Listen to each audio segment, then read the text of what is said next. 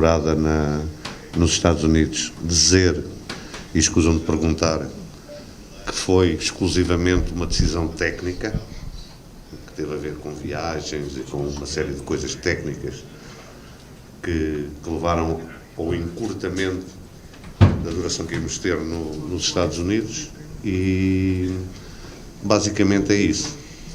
Agora podem começar a disparar. Eu gosto mais assim do confronto.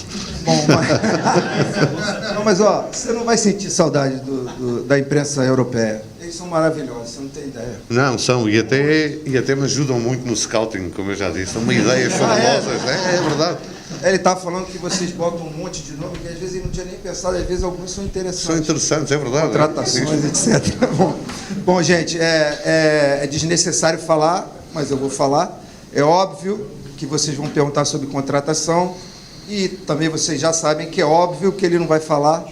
Se vocês quiserem poupar essa etapa, ótimo, senão a gente finge que perguntou e ele finge que respondeu, como dizia o Vampiro. Mas gente. Deixa-me eu responder até para que as pessoas tenham um pouco a noção disto. Eu venho de uma cultura diferente, não é? Em que o segredo é a alma do negócio. A divulgação de coisas sobre as negociações prejudicam o Flamengo. E eu não estou aqui para prejudicar o Flamengo, estou aqui para proteger o Flamengo. Portanto, não vale a pena andarem a mandar mensagens, a perguntar se o jogador tal é verdade, se o jogador... porque eu não vou responder. Nunca vou responder. Porque essa é a diferença, às vezes, de pagar entre 10 e 15. Quando os jogadores forem contratados, vão ser apresentados aqui, vai ser explicado todo o processo que levou à contratação do jogador X ou Y ou Z, porque é que foi este, porque é que é este, isso vai ser tudo explicado aqui, nessa altura. De resto, não percam tempo a encherem-me o telefone com mensagens, está bem? Continuem a mandar nomes, porque ajuda, algumas ideias, mas não vale a pena estarem sempre a perguntar, porque eu não vou responder. É da minha cultura, é assim que nós trabalhamos na Europa, não sei se mal ou bem, mas é assim, é esta a cultura que eu tenho, e quem eu tenho que defender com unhas e dentes, não é assim que se diz, é o Flamengo. Tá? E agora vem a primeira pergunta, que é sobre contratações. Com certeza. Isso aí com certeza. Mas a Flá TV não, porque... é a Flá TV também. Vamos lá. Só falta ser sobre contratação.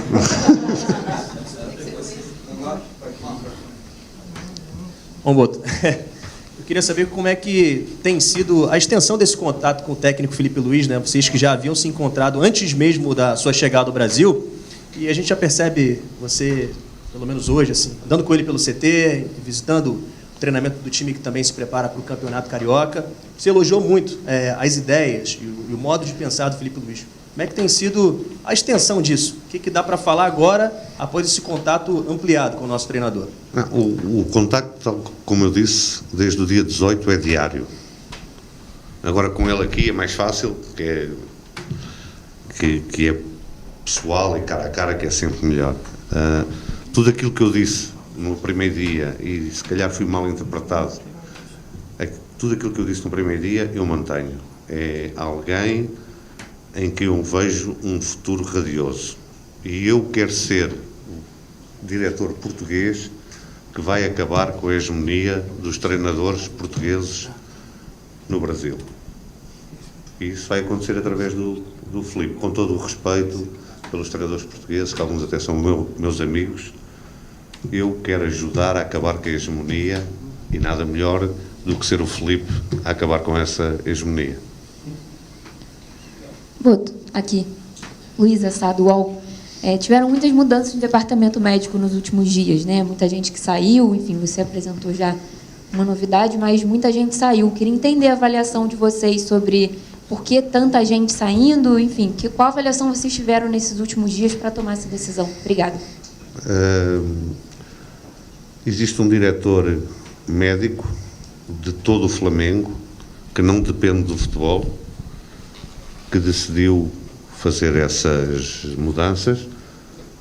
explicou-me algumas porque é que elas eram necessárias, e agora vamos ver como é que as coisas funcionam em termos de futebol, porque o resto dos departamentos médicos do resto das modalidades não é da minha responsabilidade.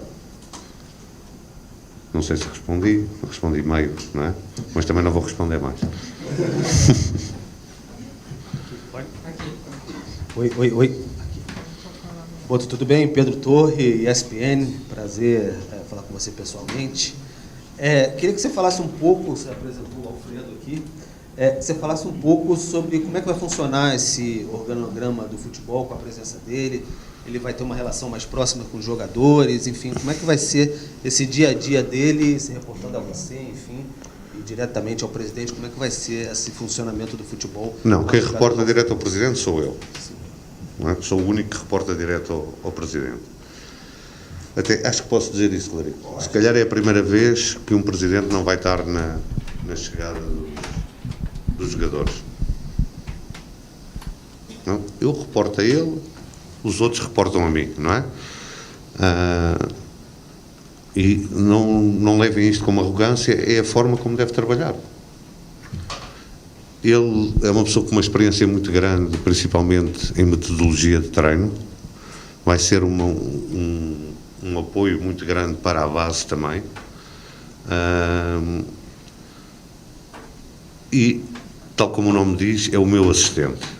Eu não estou aqui, estou a acompanhar a equipa num sítio qualquer, preciso que alguém tome conta da parte mais técnica, não é da parte de contratações, não tem nada a ver com isso, é um olhar mais técnico sobre aquilo que se está fazendo aqui, para depois eu poder analisar com alguém de confiança que me vai dando essas informações.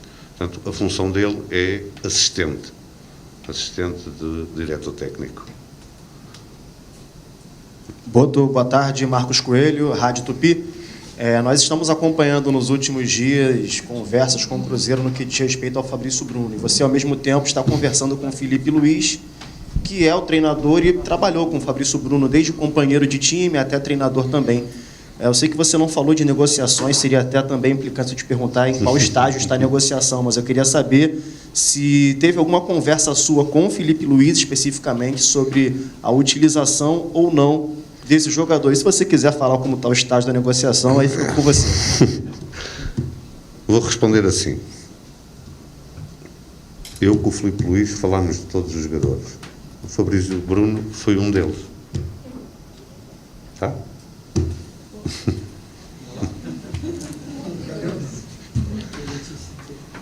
Aqui. Boa tarde, Lídia Marques do GE. Bom, a Luísa já falou um pouco sobre esses processos de mudanças, até da demissão praticamente completa do departamento médico da profissional e também da base, então não vou entrar muito nisso. Vou falar um pouco que você chega para ser praticamente a cara do futebol do Flamengo, como você falou, né? O BAP não vai estar presente nas apresentações e tudo mais. É um momento que tem todas essas demissões, você está chegando para mudar o organograma, para entender também o funcionamento do CT, o funcionamento do clube, e você ainda não teve o seu primeiro contato com o elenco, né? Mas você já está trabalhando há algum tempo, como todo mundo sabe, já teve a apresentação, está aqui hoje novamente. Queria saber se nesse período de trabalho você já identificou qual vai ser o seu maior desafio aqui, qual a sua maior dificuldade, e no momento, o que te dá mais trabalho para você poder resolver? Vocês. Muito obrigado. Não, um clube com a dimensão do Flamengo tem os mesmos problemas do que um clube com menor dimensão, só que são ampliados, não é? Amplificados pela dimensão do Flamengo. Até agora não houve assim nada que me dissesse assim, não estava à espera de uma coisa desta. Vai acontecer, isso vai. Mas até agora não.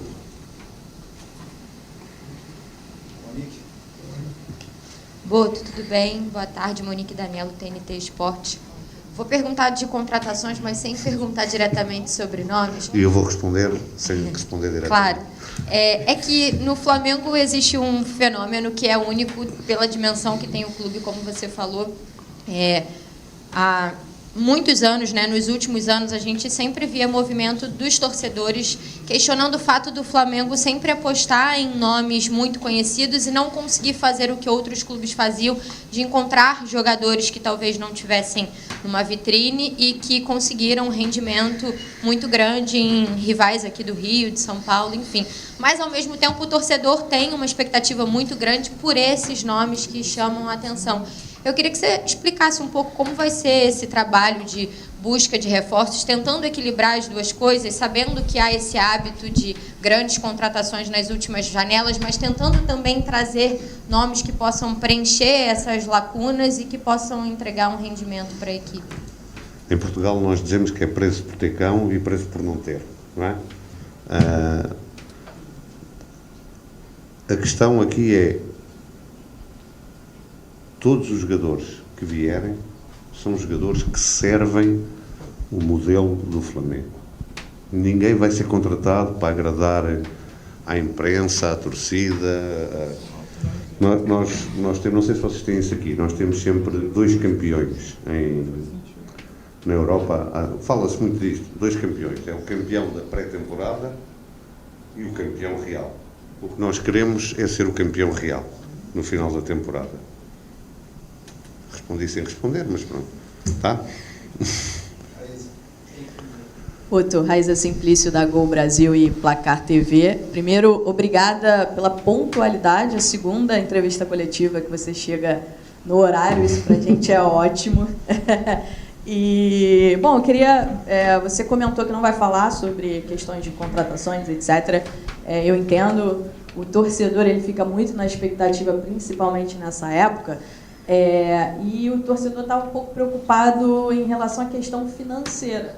Então, eu queria saber, obviamente, você já conversou com o BAP, você já disse aqui que você sabe exatamente o que tem, o que não tem, e eu queria que você falasse um pouco sobre qual vai ser a estratégia, né, nessa primeira janela de transferências e se, de fato, a situação financeira hoje, no teu ponto de vista, ela preocupa nessa busca por reforços. Bem, primeiro, eu não sou financeiro, não é? Mas o BAP também já falou que existem alguns problemas de caixa, não é? Como se chama aqui, caixa. Eu estou ciente deles, o Filipe está ciente deles, mas a nós não nos preocupa esses problemas, porque aquilo que existe vai ser o suficiente para os reforços cirúrgicos que nós queremos fazer.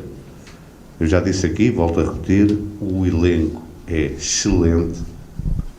É excelente. É só fazer ali uns ajustes pontuais e não precisamos de contratações só pelo nome, de contratações só porque são muito caras, que depois não têm cabimento no modelo de jogo que nós queremos. Isso é jogar dinheiro fora, não é? E isso não vai acontecer de certeza. Nenhuma pergunta sobre a programação, não é? Nenhuma. Isso é ótimo. Trabalhando bem, então, não tem dúvida. Boa tarde. Aqui à sua frente, Renan Moura, da Rádio Globo CBN. Você, na última coletiva, fez uma crítica sobre a formação dos jogadores brasileiros, tentando os clubes copiarem o modelo europeu. Só que aqui no Flamengo, o campeão mundial sub-20 é o Flamengo. O técnico atual veio da base. O melhor jogador do mundo formado no Flamengo. Você acha que o Flamengo está fazendo um trabalho diferenciado entre os clubes brasileiros? E como é que você projeta fazer esse intercâmbio? Acredita que muitos jogadores da base vão realmente reforçar esse time profissional do Flamengo em pouco tempo? Diferente dessa metodologia aplicada até o ano anterior, onde muitos jogadores renomados, medalhões, formavam o escopo dessa equipe? A base é sempre alguma coisa que em todos os clubes onde eu passei era cuidada com muito carinho. Aqui não vai ser diferente.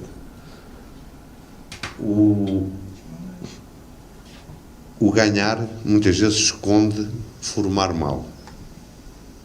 Não é? Porque o que é ganhar na base? Ganhar na base é o número de jogadores que jogam na primeira equipa, o número de jogadores que se consegue vender. não é nenhuma crítica nem ao Flamengo nem aos outros. Aquela crítica que eu fiz foi uma crítica geral, porque eu acho que o Brasil tem condições para criar mais jogadores daqueles que nos encantam, daqueles que nos faz gostar do futebol, não é? Eu comecei a gostar de futebol de uma forma apaixonada pela seleção brasileira de 82. Jogavam um futebol completamente diferente. Eles jogavam futebol, os outros jogavam uma coisa qualquer, uma bola, não é?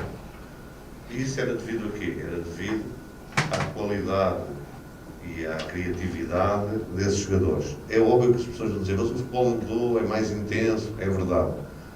Mas os bons jogadores, aqueles talentosos, têm sempre lugar. E aquilo que eu acho é que podemos aportar um pouco isso, é criar jogadores mais criativos. Revelar, ok. Jogadores mais criativos. E aquilo que eu disse, também, as pessoas também interpretam como querem, não é? Mas não há criatividade sem liberdade. E se nós, desde muito, não há um processo de crescimento se alguém tem medo de errar. Em qualquer profissão, no futebol ainda mais. E o que falta é esse processo naquelas idades mais pequenas, né, de deixar os jogadores errarem, experimentarem, porque depois são os colegas que lhes vão dizer não podes fazer isso, não podes fazer uma caneta, não é? Um lençol, chapéu, não podes fazer porque não sabes, não é? E depois vais ser o último a ser escolhido. Portanto, faz o que tu sabes, porque há um professor em Portugal que é o pai de uma metodologia que hoje é utilizada em quase toda a Europa, que se chama Vítor Frade, que diz que o futebol não se ensina, aprende-se. Não é? E era isso que o futebol de rua dava às crianças, a todos nós, não é? Era o último a ser escolhido, era porque não tinha muito jeito, não é? Mas isto faz a seleção natural, não havia intervenção qualquer nenhuma de adultos, e os jogadores iam experimentando, iam imitando, que o futebol é muita imitação, não é? Se você for à Noruega, as crianças querem imitar o Haaland, não é? Portanto, eles não são todos grandões, a bola faz um pouco de confusão. Não. Aqui vão querer imitar o Neymar, não é? Que é o último dos grandes, ou o Vini. Deixem-nos imitar. Deixem.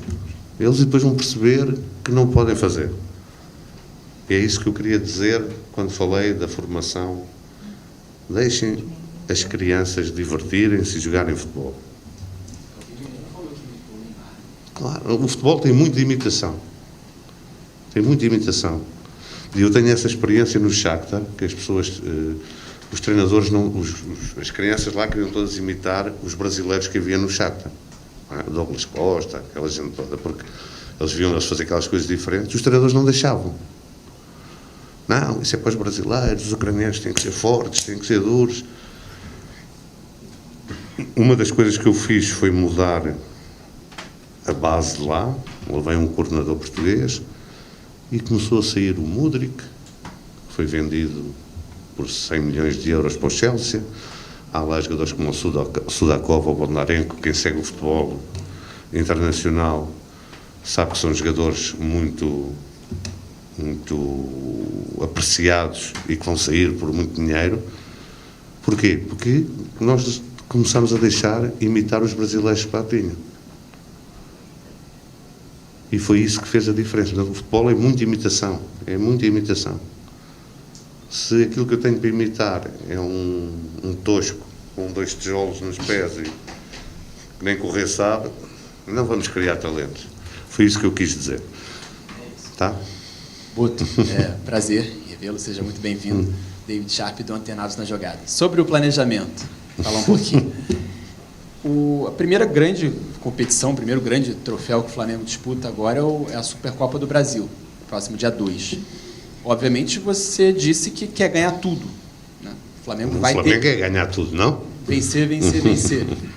Mas o planejamento para esse dia 2, como é que vai ser, e se o foco principal da temporada vai ser esse Super Mundial, que é chamada Copa do Mundo de seleções, só que com clubes, né? Porque o Flamengo é cabeça de chave, e se o Flamengo vai vender algum jogador principal, titular, antes dessa grande competição, que é o Super Mundial, que é o Mundial da FIFA.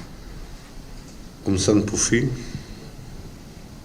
não está nos nossos planos vender nenhum jogador fundamental para nós, a não ser que seja uma loucura. Não é? Daquelas que você não pode dizer que não é? Não está nos planos vender nenhum desses jogadores. É agregar alguns jogadores, poucos, para que o elenco seja mais forte. Depois, nós não podemos entrar numa época a pensar que o ponto alto da época vai ser o Mundial, não é? Acho que o foco principal tem que ser a Série A, o Campeonato Brasileiro. Mas o foco imediato é a Supercopa, agora no dia 2 de fevereiro. Esse é o foco imediato.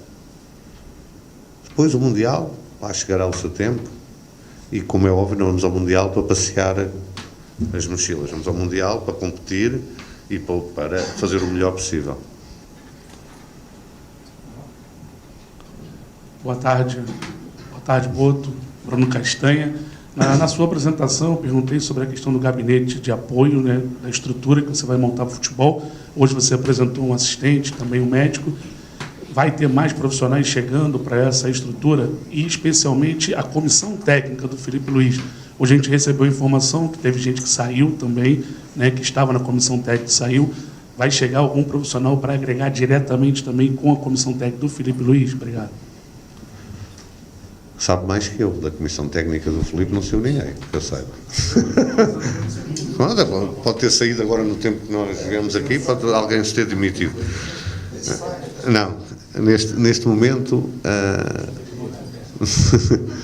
neste momento, aquilo que nós vamos fazer, e é uma conversa que eu tenho tido muito aprofundada com o Felipe, é se há algumas necessidades de agregar alguém àquilo que é a comissão técnica, e muito provavelmente vamos agregar alguém que vai acrescentar valia na comissão técnica. Da comissão técnica, que eu saiba, não saiu ninguém, nem vai sair ninguém. E agora, em alguns departamentos, e que me dizem respeito a mim, que nós vamos fazer algumas reestruturações. Reestruturações não quer dizer que mandamos as pessoas embora, vamos reestruturar todos aqueles departamentos que têm mais contacto direto com a comissão técnica e pô-los a trabalhar segundo os padrões que tanto eu como o Felipe achamos que são os corretos, que são os padrões em que nós crescemos. Depois, todas as estruturas, mas principalmente no futebol, nós temos que estar sempre atentos e, ao longo, elas são dinâmicas, ir fazendo ajustes conforme as necessidades. E nós vamos estar atentos para isso.